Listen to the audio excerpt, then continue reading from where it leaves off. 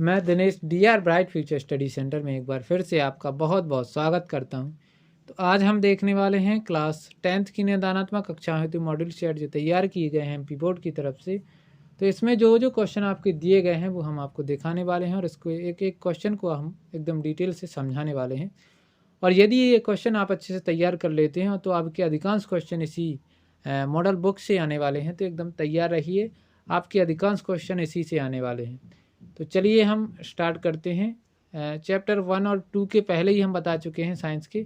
इसके अलावा यदि आपने अन्य सब्जेक्ट के भी ये मॉडल पेपर नहीं देखे हैं तो एक बार ज़रूर देखिएगा। इस बुक में मॉडल जो बुक तैयार की गई है इसमें केवल इम्पोर्टेंट क्वेश्चन आपको मिलेंगे, तो वो आपको एकदम इस वर्ष के लिए जो इम्पोर्टेंट क्वेश्चन है ये ज़रूर लगाना है। तो चलिए हम स्टार्ट करते हैं। जैसा कि चैप्टर का नाम है धातुएं एवं अधातुएं, है ना। तो सबसे पहले आपको धातुओं और अधातुओं के बारे में ही समझना है कि क्या होती हैं धातुएं और क्या अधातुएं होती हैं। तो पहला सबसे जो इम्पोर्टेंट क्वेश्चन है वो ये हो जाता है कि धातुओं और अधातुओं में अंतर लिखिए। तो देखिए धातुओं के ये गुण लिखे हुए हैं और ये धातु और ये अधातु, उसके यहाँ अपवाद भी लिखा होगा। देखिए पहला जो गुण होता है धात्विक चमक। तो धातुओं में धात्विक चमक पाई जाती है, एक विशेष प्रकार की। कोई सी भी धातु यदि हम देखते हैं तो उसमें एक विशेष प्रकार की चमक होती है, इसको धात्विक चमक कहते हैं ना। और जबकि धातुओं में चमक नहीं पाई जाती है। इसमें अपवाद है ग्रेफाइट और आयोडीन। ये दो अपवाद आपको दिए गए हैं जो कि मतलब ये अधातु होने के बाद भी थोड़ी सी इनमें चमक होती है ना। चलिए सेकंड जो गुण है कठोरता। तो अधिकांश धातुएं या बहुत सी धातुएं कैसी होती हैं, कठोर होती हैं। अधिकांश धातुएं कठोर होती हैं, केवल अपवाद है सोडियम और पोटेशियम। सोडियम और पोटेशियम कठोर, पूर्णतः कठोर नहीं होती हैं, है ना। अधातुएं कठोर नहीं होती हैं, जैसे हीरे को एक अपवाद के रूप में माना गया। हीरा एक मात्र ऐसी धातु है, अधातु है, जो कि बहुत ही ज़्यादा सबसे दुनिया में सबसे ज़्यादा कठोर अगर किसी को कहा जाता है कोई तत्व को तो वो हीरा है। आघात वर्धनीयता। आघात वर्धनीयता का मतलब है उसको हम किसी हथौड़े से पीटें तो वो चादर के रूप में परिवर्तित हो जाए, है ना। तो इस प्रकार का गुण धातुओं में होता है। अत्यधिक आघात वर्ध या होती हैं कौन सी धातुएं, और इसमें अपवाद कौन कौन से, जिंक, एंटीमनी और आर्सेनिक। ये क्या हैं, अपवाद के रूप में है। जिंक, एंटीमनी और आर्सेनिक ये कैसे हैं, अपवाद के रूप में है, मतलब ये इनमें आघात वर्धनीयता का गुण नहीं होता है। और इसमें क्या होता है, अधातुओं में आघात वर्धनीयता का गुण बिल्कुल भी नहीं होता है। इसमें क्या होता है, भंगुरता। मतलब अगर हम अधातुओं को पीटेंगे तो ये चूर्ण के रूप में परिवर्तित हो जाएंगे, है ना। इसलिए जैसे मान के चलो कोयला है, कोयला को हम जब पीटते हैं हथौड़े से पीटें तो वो क्या है, उसका चूर्ण बन जाता है ना, या वो छोटे छोटे टुकड़ों में टूट जाता है। तो उसी को बोलते हैं भंगुरता। ठीक। चौथा गुण है तन्यता। तन्यता का मतलब है जैसे कोई धातु है उसको हम दोनों तरफ से खींचे तो वो एक लंबे तार के रूप में परिवर्तित हो जाए, है ना। तो यह गुण धातुओं में पाया जाता है ना। तन्यता प्रदर्शित करती है कौन, धातुएं। और इसमें अपवाद है जिंक, एंटीमनी और आर्सेनिक। इसमें तन्यता का गुण नहीं होता है ना। केवल एक कार्बन फाइबर एक अपवाद है जिसमें तन्यता का गुण होता है। पांचवा देखिए, इसका पांचवा गुण है, यही आपको अंतर में भी लिख सकते हैं, है ना। इनमें से कोई भी 5-6 जितने आते हैं तो इनमें से कोई भी लिख सकते हैं आप अंतर में, है ना। चालकता। चालकता का मतलब है जिसमें विद्युत का चालन होता है। ऊष्मा और विद्युत की सुचालक होती है, मतलब जो धातुएं होंगी उसमें ऊष्मा भी प्रवाहित की जा सकती है। जैसे किसी धातु की एक सिरे को हम ऊष्मा देते हैं, मतलब गर्म करते हैं, तो उसका दूसरा सिरा अपने आप गर्म हो जाता है। ये स्थानांतरण के नियम से होता है ना। और विद्युत की भी सुचालक होती है, मतलब अगर हम धातु के किसी एक सिरे पर विद्युत का प्रवाह करें और दूसरे सिरे को छू लेंगे तो वहाँ पर भी आपको विद्युत का अनुभव हो जाएगा।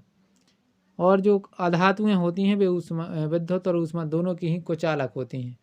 जैसे कि मान के चलो कोई कोई प्लास्टिक है, प्लास्टिक के एक सिरे को हम गर्म कर देते हैं और दूसरे सिरे को छू लेंगे तो कोई इसका प्रभाव नहीं होगा, वहाँ पर वो ठंडा होगा। तो इस प्रकार हम कह सकते हैं कि अधातुओं में ये गुण नहीं पाया जाता चालकता का। लेकिन इसमें कुछ अपवाद हैं, ग्रेफाइट और गैस कार्बन, ये 2 अपवाद हैं, इनमें ये दोनों ही चालक होती हैं विद्युत और ऊष्मा की। छठवां देखिए अवस्था, ये ठोस अवस्था में पाई जाती है। अधिकांश धातुएं ठोस अवस्था में पाई जाती हैं। केवल अपवाद है एक पारा। अपवाद का मतलब क्या होता है? अपवाद मतलब ये कुछ मतलब ऐसी हैं जो कि एक तरीके से मतलब दूसरे अलग तरीके से व्यवहार करते हैं सर। और अधातुएं ठोस, द्रव और गैस तीनों अवस्था में पाई जाती हैं। अगला देखिए 7वां घनत्व। तो घनत्व का गुण धातुओं में होता है, उच्च होता है, बहुत ज़्यादा घनत्व होता है सोडियम और पोटेशियम को छोड़कर, है ना, इसलिए तो ये लिक्विड फॉर्मेट में हो सकती हैं। अगला देखिए इसी का, इसमें जो घनत्व क्या होता है, कम होता है। उदाहरण के लिए अपवाद है हीरा, हीरा कठोर धातु होती है।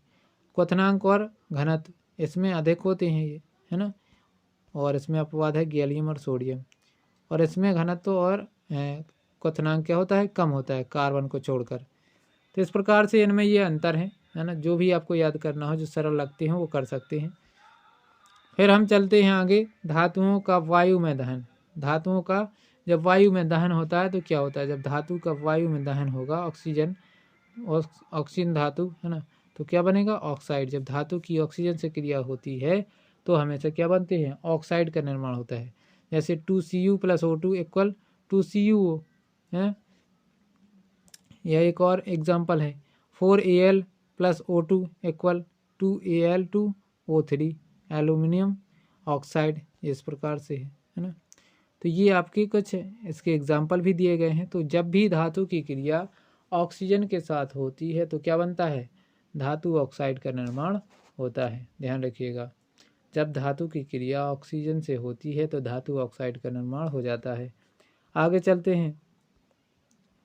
ये कुछ इस प्रकार की अभिक्रियाएं हैं। जब पानी से, सामान्यतः जब जल से धातु ऑक्साइड की क्रिया जल के साथ होती है ना, तो जल में क्या होते हैं? अघुलनशील होते हैं। लेकिन कुछ जल में घुलकर क्षार प्रदान करते हैं, कुछ जल में घुल जाते हैं और क्षार के रूप में बन जाते हैं, जैसे सोडियम हाइड्रोक्साइड, है ना। Na सोडियम ऑक्साइड की क्रिया जब जल से कराते हैं तो सोडियम हाइड्रोक्साइड बन जाती है। पोटेशियम ऑक्साइड की क्रिया जब जल से कराते हैं तो पोटेशियम हाइड्रोक्साइड क्षार के रूप में बन जाता है। इस प्रकार से, है ना। जब धातुओं की क्रिया जल से कराते हैं तो क्या होता है? जब जल से कराते हैं तो क्या बनते हैं? क्षार बनते हैं। देख सकते हैं यहाँ पर, जब धातु की क्रिया जल से कराते हैं तो धातु ऑक्साइड और हाइड्रोजन गैस उत्पन्न होती है। धातु ऑक्साइड बनेंगे मतलब क्षारीय गुण उनमें होगा, लेकिन क्योंकि OH होता है ना। जिसमें भी OH आपको दिख जाए वहाँ पर समझ जाना है कि ये क्षार की प्रकृति का, क्षारीय प्रकृति का है। तो जब धातु की क्रिया जल से कराएंगे तो धातु ऑक्साइड का निर्माण होगा और हाइड्रोजन गैस का निर्माण होगा, ये दोनों ही बनते हैं। आगे चलिए, धातु जल से क्रिया, है ना, धातु की क्रिया जल से होगी तो देखिए सोडियम या पोटेशियम की जब जल से क्रिया होगी, ठंडे जल के साथ तेजी से क्रिया करता है। कैल्शियम ठंडे जल के साथ धीमी क्रिया करता है। मैग्नीशियम शीतल जल से अभिक्रिया नहीं करता परंतु गर्म जल से करता है। मैग्नीशियम जो ठंडा जल होगा उसमें कोई क्रिया नहीं करेगा, जब पानी को गर्म कर देंगे तो उससे गर्म पानी में वो क्रिया कर लेता है। एल्यूमिनियम और आयरन न शीतलन जल से और न गर्म जल से अपितु भाप से क्रिया करता है। न ठंडे पानी से करेगा न गर्म पानी से, किससे करेगा? भाप से। एल्यूमिनियम और आयरन की क्रिया केवल भाप से होगी। जिंक की क्रिया किससे होगी? धातु ऑक्साइड और हाइड्रोजन से क्रिया हो सकती है ना। इस प्रकार से ये बनेंगे, जल से क्रिया के फलस्वरूप बनना है, सॉरी, है ना। आगे चलते हैं तो इस प्रकार से देख सकते हैं अभिक्रियाशीलता, है ना, धातुओं की से अपेक्षाकृत अभिक्रियाशील है। सबसे अधिक अभिक्रियाशील धातु है पोटेशियम और सोडियम, है ना, ये दोनों ही धातुएं बहुत ही ज़्यादा अभिक्रियाशील है। जिंक ये थोड़ा कम अभिक्रियाशील है। सबसे कम अभिक्रियाशील है सोना, है ना, ध्यान रखिएगा। सबसे कम अभिक्रियाशील धातु तो सोना लिख देना है, ये आप देख सकते हैं, इस प्रकार की एक सारणी बनी हुई है। फिर आगे चलते हैं। अब इसमें दिए गए हैं वैकल्पिक क्वेश्चन, तो इनकी बात करते हैं। सबसे पहला जो क्वेश्चन दिया गया है, निम्न में से कौन सा गुण पर्याय धातुओं द्वारा प्रदर्शित नहीं किया जाता। तो कौन सा गुण प्रदर्शित नहीं किया जाता ये आपको भी पता होगा, है ना। किस मतलब क्या धातुओं द्वारा प्रदर्शित नहीं किया जाता। तो चालन, ध्वनि, प्रकृति, चमक की तन्यता। तो चमकहीनता धातुओं द्वारा प्रदर्शित नहीं किया जाता। ये किसके द्वारा प्रदर्शित किया जाता है, अधातुओं द्वारा। ठीक, आगे देखते हैं। वायु में अधिक समय तक खुला छोड़े जाने पर चांदी की वस्तुएं काली पड़ जाती हैं। यह निम्नलिखित के बनने के कारण होता है। किसके बनने के कारण होता है ना। तो इसका जो राइट आंसर है सिल्वर ऑक्साइड। किसके बनने के कारण होता है, सिल्वर। क्योंकि धातुएं ऑक्सीजन से क्रिया करके क्या करती हैं, ऑक्साइड का निर्माण कर लेती है। तो सिल्वर क्या करेगा, सिल्वर ऑक्साइड का निर्माण कर लेगा। इसलिए चांदी की जो भी वस्तुएं हैं वो काली पड़ जाती हैं, ऑक्साइड के रूप में परिवर्तित हो जाती हैं। तीसरा देखिए, निम्न में से कौन सी अधातु में चमक होती है। अधातु में चमक होती है तो आयोडीन। निम्नलिखित में से कौन सी धातु उभयधर्मी ऑक्साइड बनाती हैं, उभयधर्मी ऑक्साइड, है ना। तो इसका जो राइट आंसर हो जाएगा आपका एल्यूमिनियम। निम्न में से कौन सी मिश्र धातु में पारद अवयव होता है। तो 5वें का आंसर राइट आपका ये हो जाएगा अमलगम। अमलगम में पारद अवयव होता है। 6वां देखिए, निम्नलिखित में से कौन सी अधातु द्रव होती है, द्रव अवस्था में कौन सी अधातु पाई जाती है। तो इसका राइट आंसर है ब्रोमीन। ब्रोमीन एक ऐसी धातु है जो कि कैसी द्रव अवस्था में पाई जाती है। 7वां देखिए, जब धातु के साथ क्रिया करता है, जब जल धातु से क्रिया करता है तो कौन सी गैस उत्पन्न होती है। तो इसमें हो जाएगा हाइड्रोजन गैस का निर्माण होता है। 12 नंबर ऑप्शन सही है। ठीक, आगे चलते हैं रिक्त स्थानों की तरफ। तो इसमें देखिए रिक्त स्थान पूछे गए हैं। मिश्र धातु खालिस्तान का उपयोग विद्युत तार की परस्पर वेल्डिंग के लिए होता है। तो सोल्डरिंग, है ना, सोल्डर। मिश्र धातु सोल्डर का उपयोग विद्युत तारों की परस्पर वेल्डिंग के लिए होता है। इसका सेकंड वाला देखिए, लंबे समय तक आर्द्र वायु में रहने पर लोहे पर भूरे रंग की पत्र की परत चढ़ जाती है। भूरे रंग की एक परत चढ़ जाती है, तो वो किस पदार्थ की होती है, किसके कारण होती है ना। तो ये इसका राइट आंसर हो जाएगा। जो लोहा है तो ये आयरन है। तो आयरन ऑक्सीजन से क्रिया करेगा तो क्या बनाएगा, आयरन ऑक्साइड। तो आयरन ऑक्साइड के कारण ही उसमें भूरे रंग की एक परत चढ़ जाती है। 2 या 2 से अधिक धातुओं के समांगी मिश्रण को खालिस्तान कहते हैं। तो 2 या 2 से अधिक धातुओं के समांगी मिश्रण को मिश्र धातु कहते हैं। ये कई बार एग्जाम में पूछा गया क्वेश्चन है ना, तो इसको याद रखिएगा।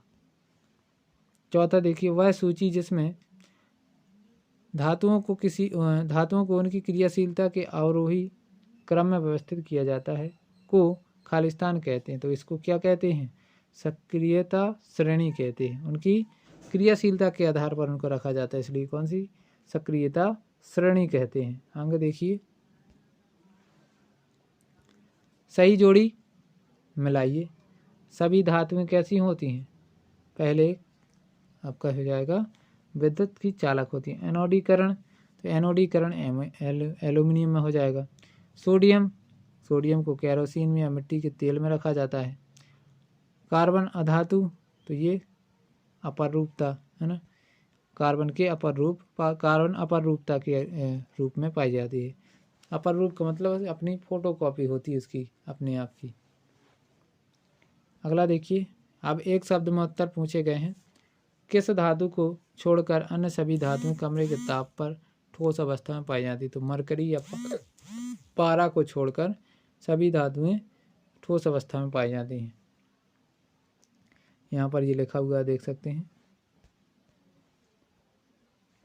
दूसरे का आंसर, दूसरा देखिए, दो धातुओं के नाम लिखिए जो ठंडे जल के साथ तेजी से अभिक्रिया करती हैं। तो सोडियम और पोटेशियम। एक्वारेजिया में सांद्र हाइड्रोक्लोरिक अम्ल एवं सांद्र नाइट्रिक अम्ल के मिश्रण किस अनुपात में होता है? तो 3:1 में होता है। किस अनुपात में? 3:1 में। आयनिक यौगिकों का गलनांक एवं क्वथनांक उच्च क्यों होता है? आयनिक यौगिकों का गलनांक एवं क्वथनांक क्यों उच्च होता है? अधिक अंतर आयनिक आकर्षण बल के कारण। अधिक अंतर आयनिक आकर्षण बल के कारण ही आयनिक यौगिकों का गलनांक एवं क्वथनांक उच्च होता है। एमलगम का एक उदाहरण क्या है? तो पारा और चांदी का मिश्रण। पारा और चांदी का मिश्रण एक एमलगम का उदाहरण है ना। पारा और चांदी का मिश्रण, ये पूछा गया क्वेश्चन है, याद रखिएगा। आगे चलते हैं सत्य और असत्य की तरफ। सोडियम अधिक अतिक्रियाशील धातु है, ये राइट आंसर हो जाएगा आपका। दो धातुओं के समांगी मिश्रण को मिश्र धातु कहते हैं, ये आपका असत्य हो जाएगा। समांग मिश्रण को अधातु मिश्र धातु मिश्रित धातु कहते हैं। मिश्रातु बोला इन्होंने, मिश्रातु थोड़ी कहते हैं, मिश्र धातु कहते हैं। मिश्र धातु कहते हैं, ना कि मिश्रातु। गलत लिखा इनने, है ना, इसलिए क्या हो जाएगा? असत्य। धातुओं के ऑक्साइड प्रिया क्षारीय प्रकृति के होते हैं, तो ये कैसा हो जाएगा? सत्य। स्टेनलेस स्टील में तांबा मिला होता है। स्टेनलेस स्टील होता है जो, इसमें तांबे की मात्रा पाई जाती है, सत्य हो जाएगा। अधातुओं को के ऑक्साइड पर्याम्लीय होते हैं, ये कैसा हो जाएगा? असत्य। सत्य हो जाएगा, सॉरी, ये असत्य हो जाएगा। चौथा नंबर, स्टेनलेस स्टील में तांबा मिला होता है, ये असत्य है, सही नहीं है वो। अब चलते हैं 2-2 नंबर के क्वेश्चनों की तरफ। उभयधर्मी ऑक्साइड क्या होते हैं? दो उभयधर्मी ऑक्साइडों के का उदाहरण बताइए। उभयधर्मी ऑक्साइड, जो ऑक्साइड अम्लीय एवं क्षारीय दोनों के गुण प्रदर्शित करता है, उभयधर्मी ऑक्साइड कहलाता है। मतलब उसमें अम्ल के भी गुण पाए जाते हैं और क्षार के भी गुण पाए जाते हैं, तो ऐसे ऑक्साइड को हम क्या कहते हैं? उभयधर्मी ऑक्साइड। जैसे aluminium oxide, zinc oxide. Aluminium oxide और जिंक ऑक्साइड दोनों ही गुण प्रदर्शित करते हैं। कौन कौन से? मतलब अम्लीय गुण भी प्रदर्शित करेंगे और क्षारीय गुण। यहाँ पर आप देख सकते हैं, माँ की ये क्वेश्चन जो इम्पोर्टेंट है वो आप हमको बता देते हैं आपको। गर्म जल का टैंक बनाने में तांबे का उपयोग होता है, परंतु इस्पात या लोहे के मिश्र धातु का नहीं। इसका क्या कारण है? तो तांबा इस्पात से अधिक ऊष्मा का चालक होता है, इसलिए गर्म पानी का टैंक बनाने में तांबा का उपयोग होता है, इस्पात का नहीं। जो तांबा होगा वो इस्पात से अधिक ऊष्मा का चालक होता है ना। तांबा में जो ऊष्मा का चालन जिसमें होगा वो तांबा में ना होगा, ना कि इस्पात में, है ना। इस्पात में कम ऊष्मा का चालन होता है, तांबे में अधिक होता है, इसी कारण से तांबे के बनाए जाते हैं टैंक। आगे देखिए,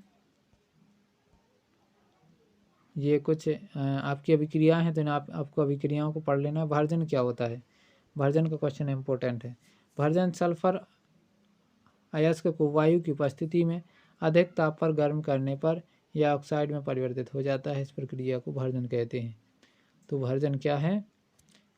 भर्जन सल्फाइड अयस्क को सल्फाइड अयस्क को वायु की उपस्थिति में अधिक ताप पर गर्म करने पर यह ऑक्साइड में परिवर्तित हो जाता है, इस प्रक्रिया को भर्जन कहते हैं। सल्फाइड अयस्क को वायु की उपस्थिति में अधिक ताप पर गर्म करने पर यह ऑक्साइड में परिवर्तित हो जाता है, यह प्रक्रिया भर्जन कहलाती है ना। ध्यान रखिएगा। निस्तापन, ये दोनों ही क्वेश्चन बहुत इंपॉर्टेंट है। निस्तापन, कार्बोनेट अयस्क को सीमित वायु में अधिक ताप पर गर्म करने से यह ऑक्साइड में परिवर्तित हो जाता है। क्या? कार्बोनेट अयस्क को सीमित वायु में अधिक ताप पर, कार्बोनेट अयस्क को सीमित वायु में अधिक ताप पर गर्म करने से यह ऑक्साइड में परिवर्तित हो जाता है, इस प्रक्रिया को निस्तापन कहते हैं। ठीक, आगे चलिए।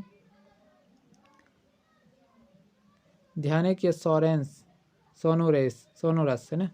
ध्यानिक ध्वनिक होना चाहिए, ध्वनिक गलत लिखा ना। ध्वनिक या सोनोरस किसे कहते हैं?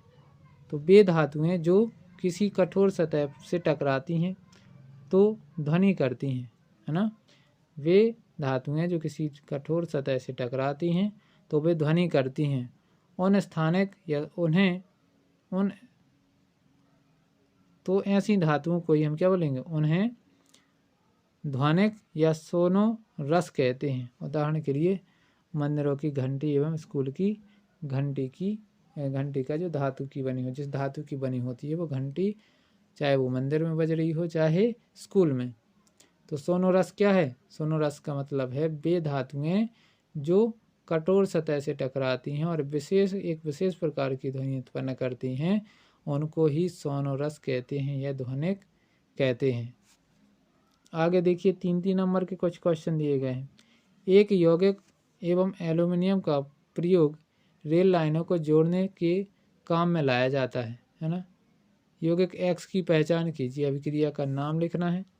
तो आयरन ऑक्साइड Fe2O3 और ऐसा अभिक्रिया का रासायनिक सूत्र क्या हो जाएगा? Fe2O3 + 2Al = 2Fe + Al2O3। इस प्रकार से बन जाएगा। अपर रूप की भी आपको एनोडीकरण, अपर रूप ये अच्छे से पढ़ लेना है। गलनांक क्वथनांक क्या होते हैं, मिश्र धातु किसे कहते हैं, ये वाले क्वेश्चन आपको अच्छे से पढ़ लेना है। मिश्र धातु का है ना, 2 या 2 से अधिक धातुओं के समांगी मिश्रण को मिश्र धातु कहते हैं। इसे तैयार करने के लिए पहले मूल धातु को गलित अवस्था में लाया जाता है, मतलब पहले मूल धातु को गलाया जाता है। उसके पश्चात दूसरे तत्व को एक निश्चित अनुपात में इसमें विलीन किया जाता है, मतलब एक निश्चित अनुपात में उसको मिलाया जाता है। फिर इसे कमरे के ताप पर शीतलीकृत किया जाता है, मतलब उसको ठंडा कर दिया जाता है। चौथा देखिए, चौथा में आपके कुछ नाम और उनकी अभिक्रियाशीलता के आधार पर कुछ तत्वों को लिखा गया, तो आपको ध्यान से पढ़ लेना है। धातुओं के भौतिक गुण, तो धातुओं के भौतिक गुण ये लिखे हुए हैं, आपको ध्यान से पढ़ लेना है ना। और आगे चलते हैं। धातुओं और अधातुओं में अंतर भी आप देख सकते हैं, 4 भेद लिखे हुए हैं, तो आप ये करना चाहते ये भी कर सकते हैं, ठीक।